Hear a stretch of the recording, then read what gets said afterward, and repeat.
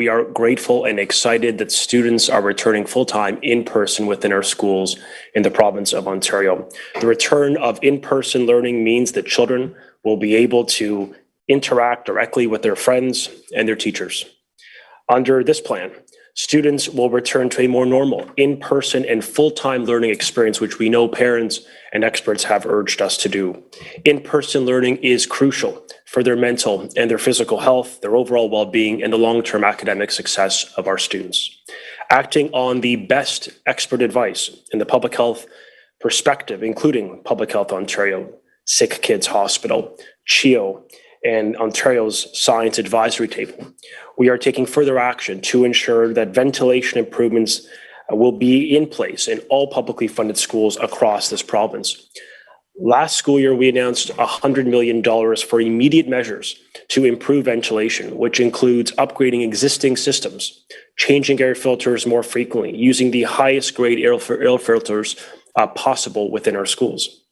We partnered also with the federal government to fund more HVAC projects, window opening projects, and retrofits. Over $450 million is being invested for ventilation projects through the COVID-19 resilience funding stream, and we think this is going to make a difference.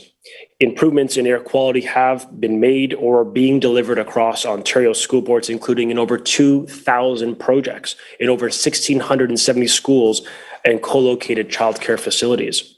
Today, I'm proud on behalf of our government to announce an additional $25 million investment for the purchase of approximately 20,000 additional standalone HEPA filters or HEPA units, which can improve air quality where there are challenges with ventilation within our schools. The additional funding announced today, combined with our past investment, will ensure that all occupied learning environments, including classrooms and gyms, libraries, childcare rooms, portables, and other instructional spaces without mechanical ventilation will now have a standalone HEPA filter placed within it when students return this fall.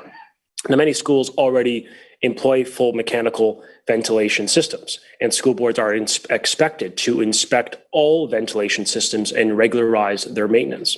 To improve air quality at these schools, those with mechanical ventilation, we're instructing boards to continue to use the highest grade filters, MERV 13, where possible. We are requiring them to change the filters more often. They're operating their air systems 2 hours before and 2 hours after, and recalibrating their HVAC systems to maximize airflow and fresh air intake. For our junior and senior kindergarten classrooms, in all classrooms in Ontario, we also will place a standalone HEPA filter, regardless of whether they have mechanical ventilation or not. It's another added layer of protection that recognizes that our youngest learners in this province will not be required to wear masks within their classroom. And I'm pleased to add that an additional $29.4 million has been provided through the Priorities and Partnership Fund to support operating costs for ventilation systems for our school boards as well. With today's investment, this new investment will help deliver more than $600 million in projects to optimize air quality in schools across Ontario. And on top of these investments, and as a final precaution, school boards are encouraged to the extent humanly possible to take learning outdoors where possible, open windows to help keep these classrooms and learning environments as safe as humanly possible.